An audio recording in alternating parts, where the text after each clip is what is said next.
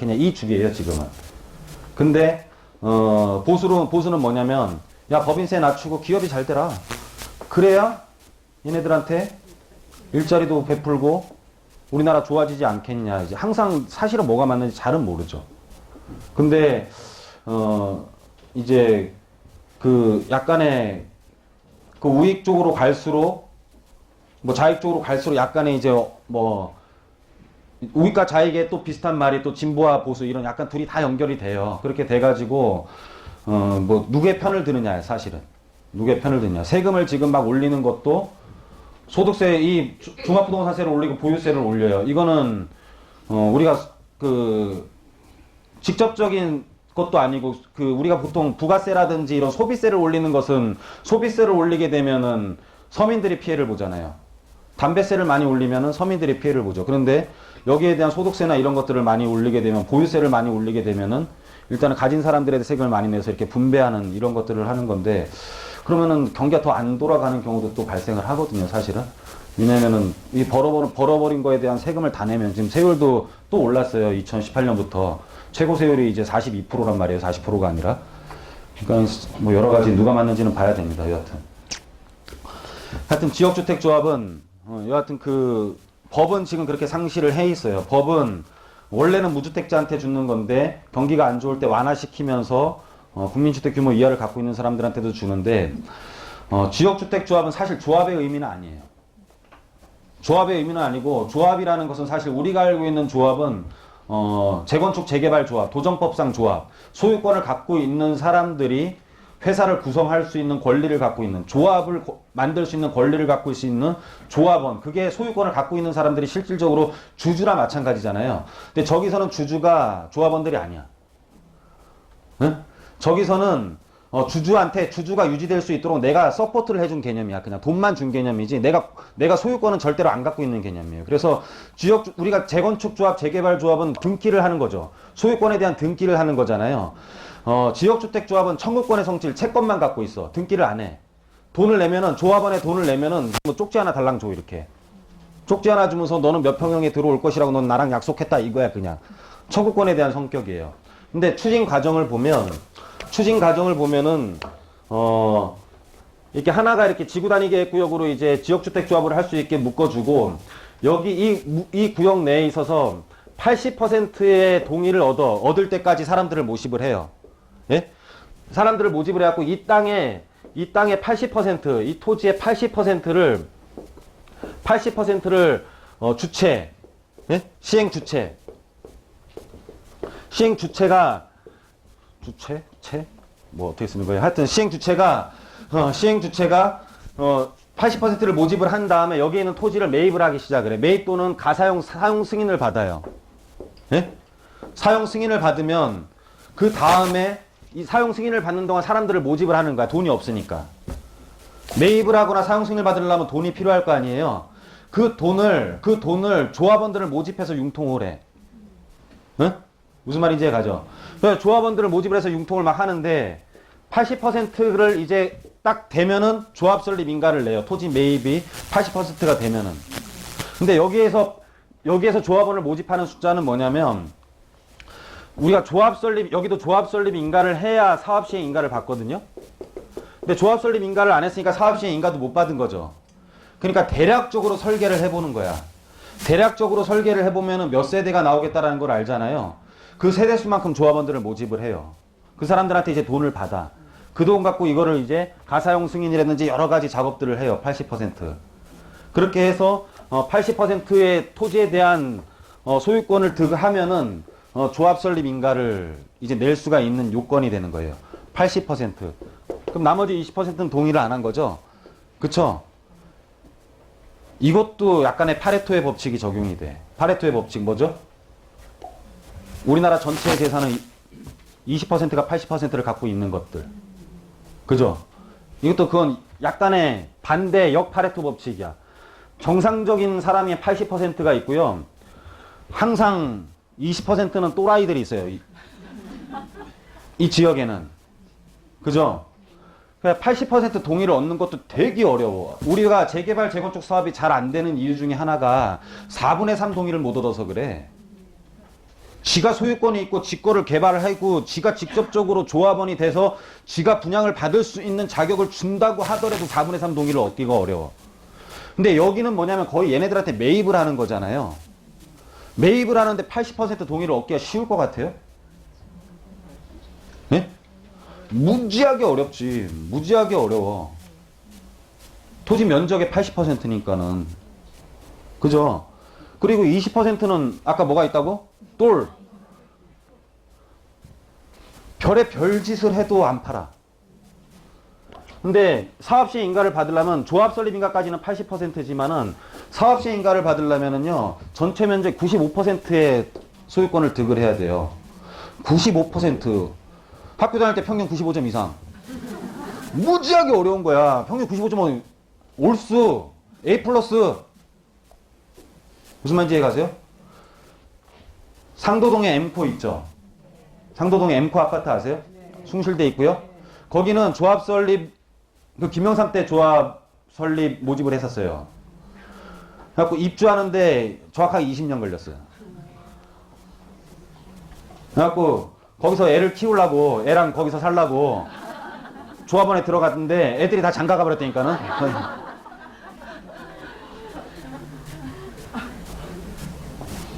그때만 하더라도 얼마나 불이익이었냐면 그 사람들은 그 조합원 자격을 유지하려면 무주택을 계속 유지하고 있었어야 돼. 저는 거기에 입주한 사람이 가장 대단한 사람이라고 생각을 해요.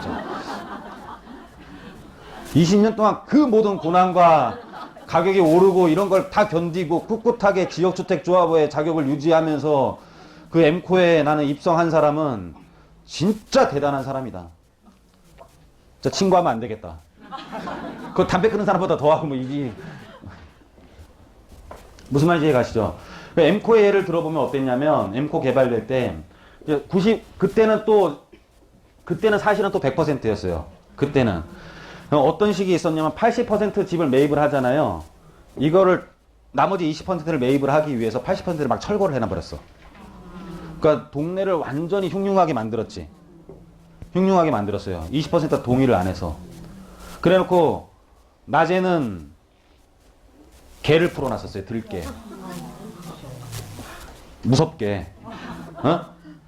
그럼 막 이렇게 뭐 음식 장바구니 사갖고 오면은 냄새 나잖아요. 그럼 개가 막 따라올 거 아니에요. 이 사람들은 무서워요? 안 무서워요? 안 무서워요. 왜? 또라이. 안 무서워요. 나머지 20%는. 그러더니 그것도 안 되니까는 막 밤에는 민중가요 막 틀어놓고 그랬어요. 이게 산에 이렇게 묻혀있는 동네거든요. 이쪽이. 민중가요 막 대남방송 스피커 있죠. 그걸로 민중가요 막 틀어놓고 급기야는 건달들까지 딱 들어와요. 그래서 안 팔면은 뭐 좀 안 좋다. 그러니까는 뭐 여기 나이 드시 뭐 귀머거리도 살 거 아니에요. 예를 들어 들려 안 들려? 나이가 90이 넘었어. 죽음에 대한 두려움이 있어요 없어요? 예? 뭐 죽인다 그래도 팔아 안 팔아? 뭐 이리 죽나 저리 죽나 그렇지 않아요?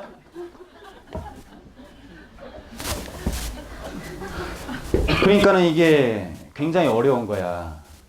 굉장히. 그래서 지역주택 다 나쁘다라는 게 아니라 토지의 매입이 원활한지 안 원활한지를 봐야 되는 거예요. 그래서 주택이라는 것을 사연을 항상 갖고 있어. 만약에 뭐 3대가 여기 사는 사람, 뭐 이조판사 무슨 뭐 해가지고 서울대 법대 보낸 집도 있을 것이고, 뭐 조상한테 받은 건 손톱 깎는 것도 아까워갖고 막 이런 사람도 있을 것이고, 그죠? 별의 별 사람이 다 사는데 그러면은 토지의 매입이 어려워지겠죠. 근데 이런 데들이 있어요. 우리가 뭐 광흥창에 지금 뭐 광흥창역에 쌍용예가라든지 한진 이런 것들도 다 지역주택 조합이거든요. 그런 데는 뭐였냐면은 세차장, 폐차장 이런 거였단 말이야. 옛날에 고물상. 그죠? 세상의 일은요, 돈으로 해결하는 게 제일 쉬운 일이야. 돈으로 해결 못하는 게 원래 어려운 거예요. 민원도 돈으로 해결하는 건 되게 쉬워. 근데 돈이 뭐고 다 필요 없다면 도대체 뭘 줘야 되냐라는 거야. 그런 건 진짜 어려운 거예요. 무슨 말인지 이해가시죠? 그래서 토지의 매입이 쉬운 데들은 해도 돼. 지금 지역주택조합에 이 지금 어제 말한 그 지역뿐만 아니라 성수동에도 일부 지역주택조합을 하고 있는데 전혀 진행이 안 되고 있어요. 서울숲 뒤편으로. 그리고 어제 그분도 뭐 자기가 당첨이 됐다는 등 말도 안 되는 소리 하고 있는데 사업시행 인가를 안 받았는데 무슨 동호수를 결정을 받았대요. 여하튼 간에 분양가, 여기에 대한 슬로건은 분양가가 적은 게 원래는 슬로건이에요. 왜냐면은 시행 주체가 큰 돈을 들이는 게 아니라 외부 자금을 받아가지고 하는 거기 때문에 지가 들먹어도 할 수 있는 사업이야, 사실은. 그래서 그 이득을 나눠주는 개념으로 분양가를 낮게 한단 말이에요. 근데 시간이 언제 어떻게 될지 누구도 모르는 거잖아. 그래서 분양가를 확정 지을 수가 없어요. 마치 분양가는 얼마라고 해서 주는 것 같지만 거기에 대해서 잘 살펴보면 분양계약서에 아이보리색으로 예?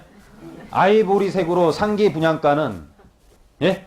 시기에 따라 사정에 따라 변동될 수 있다. 그건 뭐야? 10,000원에도 주지 그럴 거면. 아무 의미 없다라는 거예요. 아무 의미 없다. 그렇죠? 그래서 지역주택조합은 무조건 하지 말라는 뜻이 아니라 토지 매입에 대한 얼마나 쉬운지, 토지 매입이 얼마나 쉬운지, 돈으로 해결할 수 있는 땅인지. 예를 들어 우리가 강서구의 등촌동 아이파크 같은 경우 지역주택조합 아파트예요. 뭐예요? 거기는 옛날에 수도통합병원. 딱 땅이 하나야. 그냥 딱 하나. 수도통합병원 딱 하나. 매입이 끝이야. 그냥 매입이 끝난 다음에 조합원을 모집을 해갖고 한 사업이란 말이에요. 심플하잖아. 그런 데는 무조건 들어가도 되겠지. 예를 들어 무슨 말인지 가시죠? 근데 집이 다닥다닥 붙어 있는 데는 20% 때문에 안 되는 거야. 그래서 지역주택조합은 그런 것들을 마지막으로 좀 조심을 해야 돼요. 동의율이 가장 중요하고 비주거 밀집 지역 동의율은 잘 나와요. 예? 비주거 밀집 지역들 돈으로 해결하는 부분들이니까. 하지만 주거 밀집 지역은 속도가 굉장히 느리거나 문제가 많이 발생을 해요. 특히 엠코 같은 데는 왜 그렇게 오래 끌었냐면 김영삼 정부 때 용적률을 가지고 사람들을 모집을 했었어. 김영삼 정부 때 용적률이 현행 용적률보다 50%가 높아. 그래서 우리 현재 지어진 아파트들 97년도에서 99년도에 입주하는 아파트들 보면 현행 용적률보다 다 50%가 높아요. 한번 다 보세요. 동네 본인 아파트가 만약 그렇다면, 아니면은 그 지역의 그 당시 아파트들을 보시면은 굉장히 높게 지어지고 굉장히 동간거리랑 이런 게 빡빡하게 느껴지는 아파트들이 있을 거야. 무슨 말인지 가시죠? 그게 그 이유야. 근데 모집원을 김영삼 정부 때 이렇게 모집을 했는데 사업시행가를 못 받았잖아요. 근데 김대중 정부 때 용적률을 확 낮춰버렸어. 그러면 옆에 땅을 더 사든지 아니면 본인이 사기를 치게 돼버리는 거지. 그러니까 문제가 막 발생을 하는 거지. 그쵸? 이런 데들은 무조건 토지의 매입 용이성을 보고 들어가야 되는데 될 수 있으면 하지 마라 그냥. 될 수 있으면 서울에서는 힘들다. 그죠? 평택 같은데 이런 데들도 뭐 있거든요. 사실 지역주택조합. 근데 뭐 포스코에서 지금 또 하는 데들도 있고 저기 송도에 뭐 이런 데들이 있는데 조금은 뭐 그런 데들은 이제 토지 매입은 좀 쉽겠죠. 그런 데들은 좀 나쁘진 않은데 서울 같은 데는 진짜 조심하셔야 됩니다.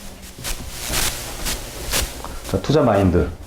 여러분들 좀 읽어만 드릴게요. 여러분들은 되게 좋은데 투자하고 싶어 하세요.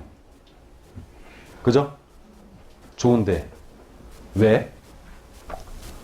돈 벌어야 되니까? 돈 버는 거랑 좋은 데랑 뭔 상관이에요? 돈 버는 거랑 좋은 거랑 뭔 상관이냐라는 거지. 여러분들은 투자를 할 때 내가 되게 거주하고 싶은 곳에 투자를 하려는 성향들이 있어. 누가 들어가 사를 해? 투자하랬지? 그럼 주식도 삼성전자만 해야지. 그죠? 들어가 사르라고 한 거 아니잖아요. 주식은 소유와 경영이 분리가 돼 있죠. 부동산도 마찬가지야. 거주와 투자가 분리돼 있어요. 근데 어떤 전문가들이나 어떤 지금 텔레비 보면은 무슨 조금만 안 좋은 동네 뭐 맨날 다 팔을 해. 다 팔고 막 다 도심으로 들어오고 강남으로 들어오래. 누가 못 들어가, 뭐 안 들어가고 싶어?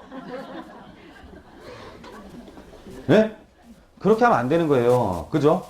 근데 보면 다 강남으로 다 도심으로 오래 막 거긴 안 좋으니까 누가 모르냐고. 그게 아니라는 거지. 수익률을 한번 보자는 거예요. 어디냐면 은평구예요. 은평구 녹번동. 자, 분양가 3억 4천인데 프리미엄 2억 2천이야. 은평구 돈 벌었어요? 못 벌었어요? 벌었어. 수익률이 몇 프로에 70% 육박을 해. 돈은 그런 거야. 돈은. 뭐 아주 좋은 데서 돈 많이 벌 것 같아요? 상향 탄력성이 높은 곳에서 투자를 하셔야 되는 거지. 상향 탄력성. 탄력이 높은 곳. 잘 늘어날 수 있는 곳. 탄력성이 높은 곳에 투자를 해야지. 잘 늘어나지 못할 곳에 투자를 하면 그건 물론 좋은 곳이겠지, 굉장히. 근데 지금은 무슨 하나 똘똘한 거 하나 뭐 이렇게 하다 보니까 좋은 곳에 돈이 더 몰리다 보니까 똘똘한 게 엄청 올랐지만 사실은 상향 탄력성이 높은데 더 좋아지기는 굉장히 어렵다. 예를 들어 김태희가 더 이뻐질 확률이 있어요? 네? 김태희가 더 이뻐질 확률이 얼마나 있어? 여기 김태희 수술하라고 김태희가 얼굴 대밀면 여기에 칼대를 성형외과 의사들 몇 명이나 될 것 같아요, 신사동에? 없어. 오나미는? 오나미의 상향 탄력성은 어때요? 이뻐질 탄력성이 어때요? 굉장히 높아. 녹번동은 상향 탄력성이 높아요, 안 높아요? 높아. 투자는 그렇게 하는 거예요. 본인이 가고 싶은 곳에, 살고 싶은 곳에 아니라 투자는 별도래니까는요. 상향 탄력성이 높은 곳에 투자를 해야 된다. 상향 탄력성이. 또 하나 더. 다 무시한 동네들만 보여드리는 거예요. 금천구 독산동. 분양가 3억 9천, 프리미엄 1억 5천. 괜찮지? 괜찮아요? 그죠? 나쁘지 않아. 근데 금천구 그러면 액 그래 그냥. 어? 들어가 살려는 막 한 말 한 적 없어. 금천구 물론 거기에 살면은 무시당할 수도 있지 사실. 누가 살으래요? 투자하랬지. 그죠? 아니, 사는 건 좋은데 살고 투자는 이런 데 하시라는 거야 그냥. 이런 데 상승률이 남들보다 더 높은 데 투자를 계속 해야 내가 멈춰있는 내 목표 지점에 도달을 할 수 있지 않겠냐라는 거지. 멈춰있는 목표 지점에 탄력성이 높은 곳으로 내가 계속 투자처를 옮겨줘야 내 목표치에 도달을 할 거 아니에요. 근데 여러분들은 뭐 액션을 뭐 움직여야 무슨 뭘 시작을 해야 무슨 도달을 하든가 말든가 하지. 그죠? 시작도 안 하고. 그래서 탄력성이 높은 곳에 투자를 해라. 이 지방 뭐 외곽이라고 해서 무시할 게 아니라 잘 분석해보고 수요 분석해보고 들어가면 뭐 어디든지 다 돈 벌 수 있다 해요. 어디든지. 자, 아파트 추천 해줄까요 안 해줄까요 제가? 안 해줘요. 방법만 가르쳐줘요. 안 해줘요. 예. 해주는 거는 우리 이렇게 VIP 고객들 이런 분들 계세요. 이렇게 하면은 저랑 같이 가실 분들, 저 믿고 같이 가실 분들은 제가 해줘요. 자, 저평가 지역 이렇게밖에 말 못해. 현황에 비해 가격 상승이 낮은 지역. 현황은 되게 좋은데 현황 모든 게 모든 이 기반시설이 잘 돼 있는데 가격 상승이 낮으면은 우리가 저평가가 돼 있다 그래요. 기반시설이 잘 되어 있음에도 불구하고 근데 저평가는 사실 좀 찾기가 힘들어요. 미래가치가 있는 곳은 찾기가 쉬워도 저평가 지역은 찾기가 좀 힘들어. 저평가 지역이라는 저평가 아파트라는 것은 그 아파트에 살고 있는 사람은 그 아파트의 현재 가치를 잘 모른다 그 뜻이거든. 그죠? 근데 그게 아니라 미래 가치가 있는 지역, 사람이 미래를 잘 모를 수는 있잖아요. 그죠? 미래 가치가 있는 지역들, 현황이 달라질 수 있는 조건을 가진 지역들에 투자를 하셔야 됩니다. 아까 녹본동도 마찬가지고 금천구도 마찬가지고 현황이 더 좋아질 수 있는 곳, 상향 탄력성이 있는 곳, 하방 경직성과 상향 탄력성을 갖고 있는 곳, 떨어지지 않는 성질을 갖고 있으면서 많이 올라갈 수 있는 성질을 갖고 있는 곳, 그런 곳에 투자를 해야지. 돈도 없으면서 맨날 막 뭐 압구정동 현대아파트는 올랐는데 어떻게 하나 막 이러고 앉아있고. 원래 거기 못 샀거든. 지금 올랐는데 왜 자기가 낙심을 해요? 원래 못 샀잖아. 예? 막 거기 오르니까 마치 어제 계약하려고 했던 사람들처럼 다 난리가 나.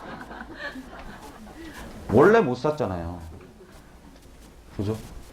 그렇게 할 필요 없다 그냥. 그러니까 이게 참 막 그 심리적인 게 되게 커요. 경제학적으로 못 푸는 것들 중에 심리적인 게 제일 커요. 왜 못하냐 그러면 뭐 다 이 군중 효과? 뭐 다 남들이 막 시무룩하니까 막 옛날에 뭐 그리스 사태 막 금융위기 막 오고 할 때 있잖아요. 막 그리스가 뭐 망하니 어쩌니 할 때 막 사람들이 다 막 고개를 숙이고 있는 거야. 왜 그러니까 그리스 사태 때문에 투자를 못 하겠대. 라고 내가 물어봤어. 그리스가 어딨냐?